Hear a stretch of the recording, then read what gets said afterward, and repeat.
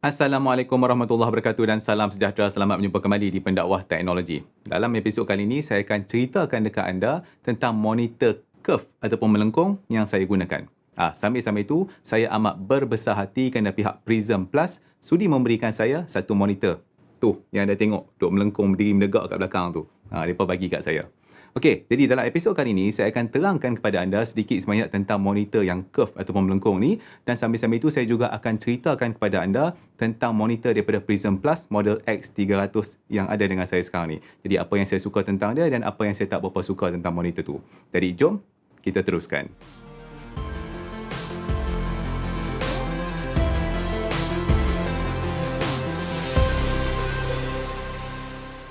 Masa saya dapat monitor ni memang waktu tu memang sangat teruja lah, sebab kebetulan dapat monitor baru, dapat TV baru, lepas tu dapat pula kapet. Kapet ni saya beli kan. Jadi waktu tu saya terfikir, kata bolehlah saya nak gunakan kapet ni untuk buat unboxing.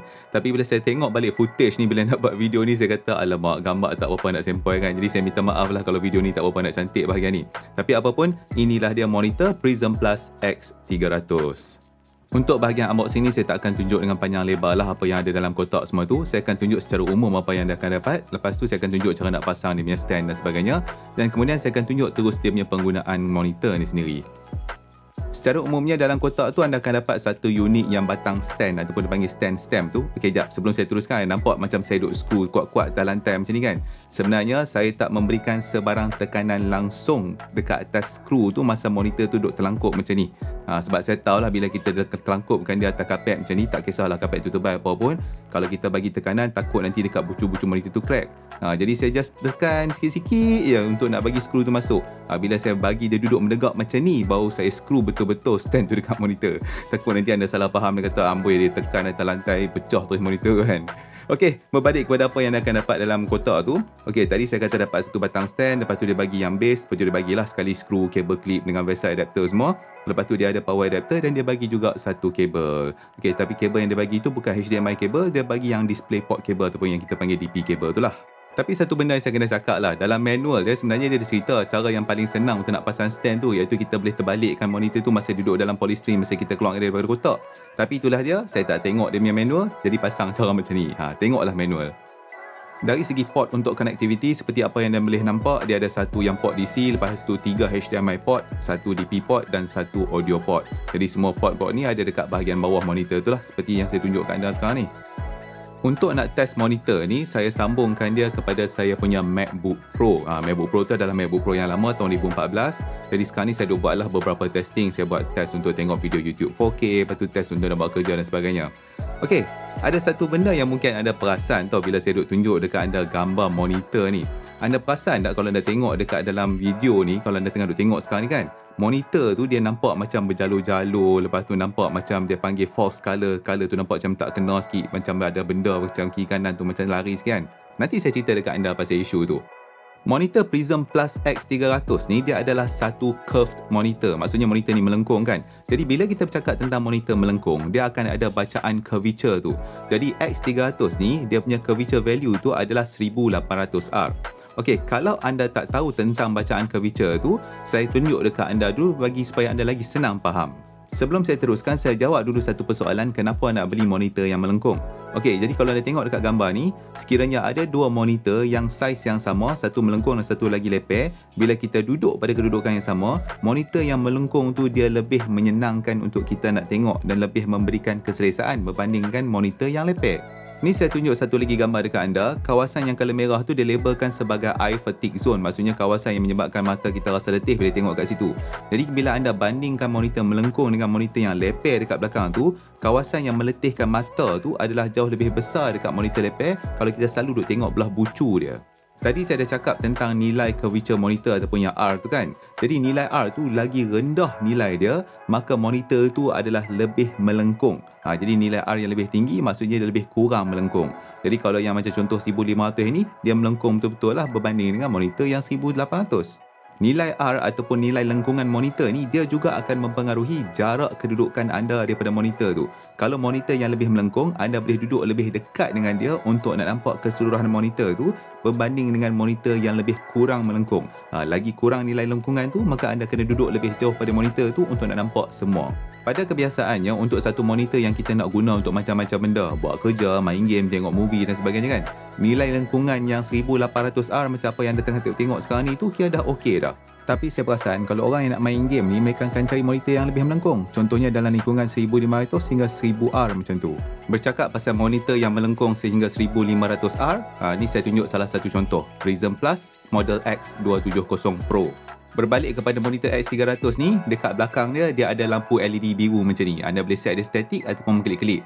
Sambil-sambil tu ni saya tunjuk dekat anda, dia punya angle untuk adjustment adalah atas bawah macam ni saja. Anda boleh dongakkan ataupun anda boleh rendahkan. Tapi anda tak boleh nak pusing kiri kanan. Jadi kalau nak pusing kiri kanan, anda kena pusing sekali dengan stand dia tu lah. Sambil-sambil tu saya tunjukkan dekat anda perbezaan warna pada monitor ni apabila kita set dia sebagai full RGB range ataupun limited RGB range. Okey, kalau anda tak tahu perbezaan range RGB ni, secara umumnya macam ni. Kalau nak kata paling mudah lah kan, full RGB ni sesuai untuk penggunaan pada PC. Bila kita cucuk monitor ni dekat PC, kita bagi dia full RGB. Tapi kalau kita nak gunakan monitor ni untuk nak tengok movie ataupun tengok TV, kita set dia sebagai limited RGB range. Itulah dia berkata antara setting yang paling optimum untuk penggunaan dia. Tapi hasil testing saya tengok, kalau dalam full RGB range tu, gambar tu nampak macam kelabu sikit, pudar sikit kalau nak dibandingkan dengan limited RGB range yang nampak lebih terang. Jadi saya lebih suka dalam keadaan limited RGB range lah. Sekarang saya tunjuk dekat anda perbezaan warna monitor ni bila kita tukar picture mode. Okey, ini adalah dalam picture mode standard. Okey, saya tukar yang pertama. Okey, picture mode foto ni ada nampak dia gelap sikit kan? Okey, itu yang pertama. Okey, saya tukar lagi picture mode. Okey, sekarang ni picture mode movie. Jadi movie ni nampak macam terang sikit. Okey, saya tukar yang seterusnya. Okey, ini pula picture mode game. Dia nampak gelap sikit, nampak lebih kurang macam standard. Okey, saya tukar lagi. Okey, ini pula picture mode untuk FPS, first person shooter punya game. Nampak macam terang sikit kan? Okey, saya tukar lagi picture mode. Okey, yang ni adalah RTS pula. RTS dia gelap sikit. RTS tu maksudnya real time strategy. Nampak gelap sikit. Jadi itulah perbezaan picture mode dia semua. Jadi sekarang saya tukar balik kepada standard. X300 ni pun dia ada built-in speaker. Jadi speaker tu ada dekat belakang yang anda nampak dekat kiri kanan ni lah. Monitor X300 ni saya tengok orang banyak kategorikan dia sebagai monitor untuk gamers, maksudnya untuk main game. Bila saya tengok orang lain buat review monitor ni kan, mereka akan tunjuk keupayaan monitor ni masa tengah duk main game tu. Okay, saya faham lah kenapa, sebab salah satu feature monitor ni adalah dia punya refresh rate. Refresh rate dia tu boleh naik sampai 200Hz lah kan. Okey, tapi masalahnya saya tak boleh nak tunjuk sampai refresh rate tinggi macam tu bila saya cucuk monitor ni kat saya punya MacBook Pro. MacBook Pro tu dia boleh pergi sampai 60Hz saja pada resolution 4K. Dan saya rasa anda pun tahulah perbezaan dia antara 60Hz berbanding dengan 200Hz refresh rate. Lagi tinggi refresh rate, maka pergerakan tu adalah lebih smooth. Jadi disebabkan itu, saya tak akan review monitor ni untuk nak main game. Sebab saya pun bukan seorang gamer. Saya akan review dia untuk nak buat kerja. Lepas saya dah try guna monitor ni untuk nak buat kerja kan, jadi saya perasan monitor ni dia sesuai untuk nak letak 3 window macam ni. Ini adalah paling optimum lah. Kalau anda kecilkan lagi window tu, dia nampak macam orang kata apa, tak sesuai lah kalau anda nak buat kerja ataupun nak tengok website dan sebagainya. Macam ni saya tunjuk dekat anda, 2 window tu lebih kepada tulisan, maksudnya untuk tulis dokumen dan sebagainya, dan satu window lagi tu saya buat katakanlah contoh seperti video conferencing. Jadi 3 window macam ni memang ngam. Tapi sebenarnya kalau anda nak gunakan monitor ni untuk buat kerja kan, dia ada satu isu sikit yang mungkin saya kena bangkitkan dekat sini, iaitu daripada segi dia punya resolution pada ketinggian dia tu. Resolution monitor ni adalah ultra wide full HD. Maksudnya dia punya lebar tu adalah 2560 pixel, manakala tinggi dia tu adalah 1080 pixel ataupun 1080. Okey. Jadi kalau kita ni adalah orang yang nak buat kerja, contohnya nak tulis dokumen dan sebagainya kan, ataupun anda nak tengok social media kan, anda nak browse website kan, benda yang paling penting sebenarnya adalah ketinggian tu. Jadi pada saya kan, kalau pada ketinggian 1080 tu dia agak limited sikit lah. Untuk nak bagi anda faham apa maksud saya yang ketinggian ataupun resolution ketinggian tu tak berapa ngam kalau kita nak buat kerja kan. Ni saya tunjuk dekat anda bagaimana saya letak monitor ni dalam bilik saya bersebelahan dengan monitor yang saya tengah duk pakai sekarang ni. Mungkin kebanyakan daripada anda tahu kan, saya ada satu monitor Samsung yang panjang kat belakang tu yang 49 inci. Ni saya letak yang Prism Plus X300 kat sebelah dia. Okey, jadi dekat monitor Prism Plus X300 tu saya buka 3 browser. Jadi dekat setiap browser tu saya buka YouTube channel lah. Saya buka Berani Buat, saya buka yang Ashraf Jeffrey, lepas tu saya buka yang Fast channel tu kan. Okey, saja nak tunjuk dekat anda, kalau saya buka 3 browser macam tu, itu dalam keadaan optimum. Kira cantik lah kan untuk nak tengok semua. Sekarang saya tunjuk dekat anda apa jadi kalau saya drag satu browser yang ada dekat atas monitor saya yang satu lagi tu, tarik kepada yang monitor X300 tu. Okey, saya duplicate browser tu kan. Okey, anda tengok saya letak sebelah menyebelah macam ni. Ini adalah website yang sama, ini adalah website yang Prism Plus tu kan. Alright, jadi kalau anda tengok, yang belah kiri itu, resolution ketinggian itu adalah 1440. Manakala yang Prism Plus X300 ni, dia punya ketinggian dia adalah 1080. Ya, jadi anda tengok bila saya tarik benda tu, sebahagian bawah daripada website itu tak nampak dah bila saya masukkan ke dalam Prism Plus. Jadi itu yang apa saya maksudkan, ketinggian dia tu dia tak berapa ngam sangat kalau kita ni jenis yang nak buat kerja, contohnya nak buat dokumen. Sebab sebenarnya kalau kita dah buat dokumen, dah buat presentation slide, dah buat Excel dan sebagainya, kita nak tengok ketinggian tu lebih daripada kelebaran dia. Ni saya tunjuk lagi satu contoh dekat anda. Saya duplicate tab YouTube video berani buat ni, saya tarik masuk ke dalam yang monitor Samsung tu. Anda boleh tengok kan, dia punya size tu kalau dalam monitor X300 tu nampak ngam-ngam ketinggian dia tu kan. Tapi bila saya tarik masuk ke dalam monitor Samsung tu, anda nampak size dia tu jadi makin kecil. Itulah perbezaan dia. Satu benda yang saya belum tunjukkan dekat anda tadi adalah saya dah gantikan dia punya monitor stand tu dengan VESA mounting ni. Jadi disebabkan itu saya boleh letak dekat atas monitor arm tu kan. Tapi saya perasan satu benda, skru yang dia bagi tu bila saya skrukan VESA mounting plate tu, skru tu dia hampir nak kena dengan bahagian belakang monitor tu, maksudnya dekat cover monitor tu. Jadi sebab tu saya letak plastik ni sikit, takut calak. Untuk nak bagi anda lebih faham apa kepentingan resolution apabila membeli monitor, okey, ni saya tunjuk satu contoh. Saya buka Final Cut Pro ni menggunakan monitor Samsung saya ni pada keadaan full screen macam ni, dan kemudian saya akan buka Final Cut Pro yang sama ni menggunakan monitor Prism Plus X300 tu. Okey, ni saya buka dekat X300. Jadi kalau anda nampak tadi, mungkin perbezaan dia adalah benda ni nampak pendek sikit. Tapi kalau anda tanya saya, bolehkah anda buat video editing? Saya rasa boleh je, tak ada masalah. Kalau ini adalah salah satu monitor anda, tak ada isu, anda boleh gunakan. Okey, tapi saya nak tunjuk dekat anda dia punya resolution tau. Okey, sekarang apa yang saya buat adalah, saya akan drag seluruh screen Final Cut ni masuk balik ke dalam monitor Samsung saya tu. Jadi anda boleh nampak sendiri. Apa yang saya buka dekat dalam monitor X300 tadi, bila saya tarik masuk kepada monitor Samsung tu, itu saja saiz dia. Nampak tak? Jadi saya ada banyak lagi lebihan ruang kat kiri kanan dengan bawah tu. Tadi kan saya ada kata dekat anda, kalau kita nak buat kerja, contohnya bila menggunakan Microsoft Word atau buat programming, kita lebih memerlukan ketinggian berbandingan dengan kelebaran kan. Jadi disebabkan itu, saya pusing monitor ni bagi menegak supaya nampak macam ni. Ni saya tunjukkan anda satu contoh. Saya buka salah satu video YouTube saya kan, dan saya tengok komen. Jadi bila saya buka macam ni, nampaklah semua komen anda dengan panjang lebar. Senang sikit nak reply. Satu lagi kelebihan monitor melengkung adalah apabila kita letak dia dalam keadaan vertikal ataupun menegak macam ni, kita tak akan sakit kepala bila kita tengok dekat dia. Sebelum saya akhiri video ni, saya nak cerita dekat anda satu isu yang saya cakap pada awal video tadi, iaitu pattern pelik-pelik yang anda nampak dalam video apabila saya shoot video menggunakan kamera pada satu monitor LCD. Okey, jadi benda yang anda nampak macam pattern-pattern tu sebenarnya dia ada nama tau. Nama benda tu adalah moire pattern. Jadi perkara ni terjadi apabila kita gunakan kamera untuk shoot video pada LCD screen macam ni.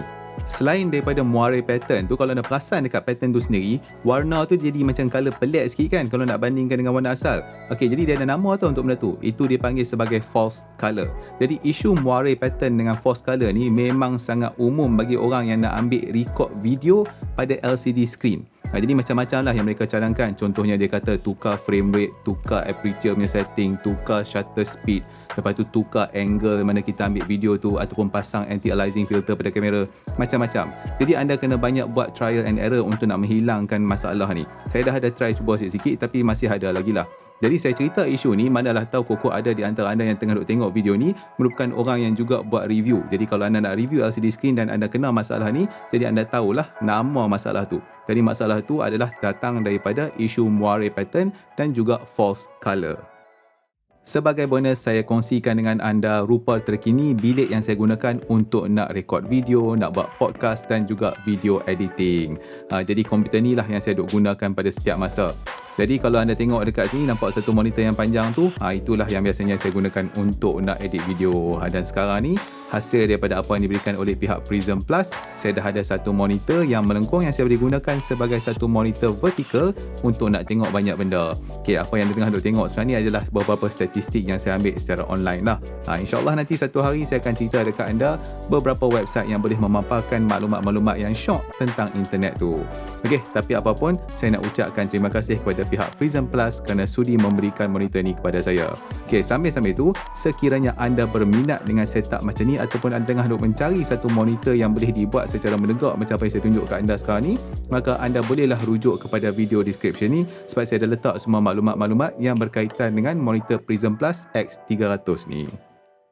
Alright, jadi itulah dia sedikit sebanyak cerita tentang monitor curve ataupun melengkung secara umumnya dan monitor Prism Plus model X300 secara khususnya. Lagi sekali saya ingin nak mengucapkan jutaan terima kasih kepada pihak Prism Plus kerana sudi memberikan monitor tu kepada saya, dan saya pun nak ucapkan jutaan terima kasih kepada anda kerana sudi menonton. Okey, jadi kalau anda suka episod kali ini, maka janganlah lupa untuk like episod ini, dan sambil-sambil itu kalau anda belum lagi subscribe kepada channel Pendakwah Teknologi, harap anda sudilah subscribe. Okey, insya-Allah kita akan jumpa lagi dalam episod yang seterusnya. Assalamualaikum.